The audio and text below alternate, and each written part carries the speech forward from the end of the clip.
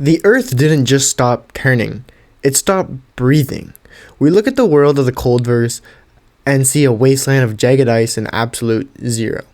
At the center of it all sits the anti-hero we've come to fear, the Cold One. But here's the question that keeps theorists up at night. Was he always this way? Was the Great Freeze an act of malice or a defensive reflex from a soul that had been burned too many times? Today in this video, we're diving into the secret history of the glacier, the betrayals that predated the crazy cold crew, and the dark psychology behind his grip on the frigid feline. To understand the tyrant, you have to understand the birth. Legend says the Cold One was born of a glacier.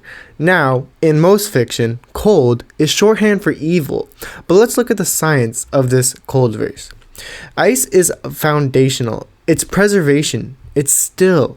Being born of the glacier didn't mean he was born with a heart of stones. It meant he was born with a heart of purity. He was an elemental force, an extension of Earth's natural cooling systems. Early records, if you can find them beneath the snow, suggest he was a silent guardian. He wasn't freezing people for fun. He was stabilizing the environment. He was cold, yes, but he was necessary. So what changed? How does an elemental protector become a global warden? Before the crazy cold crew was even a thought, I theorized that the Cold One wasn't a loner. He sought warmth, not physical warmth, but the warmth of a companionship. We have fragments of the First Accord, a group of powerful entities who tried to bridge the gap between the elemental and the human, but the human element is unpredictable.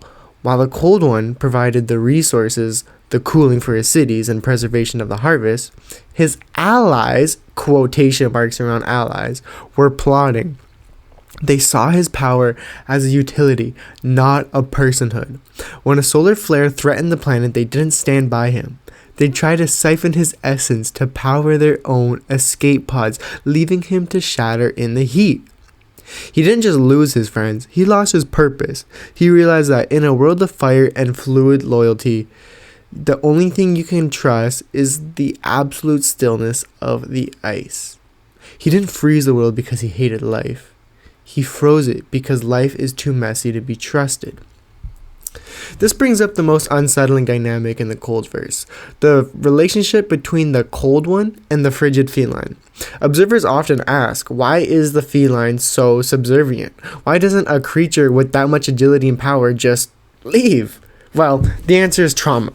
The Cold One's grip on the feline is more than physical. It's a manifestation of his own fear of abandonment, because the past betrayals of the Cold One has developed a zero-tolerance policy for independence. He treats the frigid feline as a weird, prized possession because he cannot handle another knife in the back.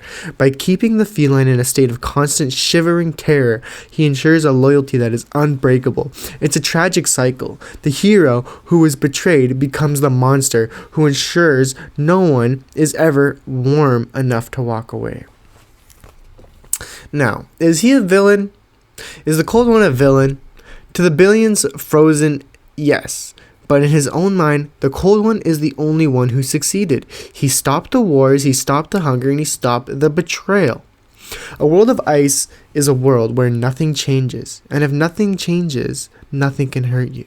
He is the ultimate anti-hero because his goal is peace. But it's the peace of the graveyard. He is a child of the glacier who realized the only way to save the world was to put it in a deep freeze. But what do you guys think? Is the Cold One's tight grip on the feline a sign of weakness or strength? And who do you think those original allies were? Some are theorizing it was the Trout Prince before they became enemies.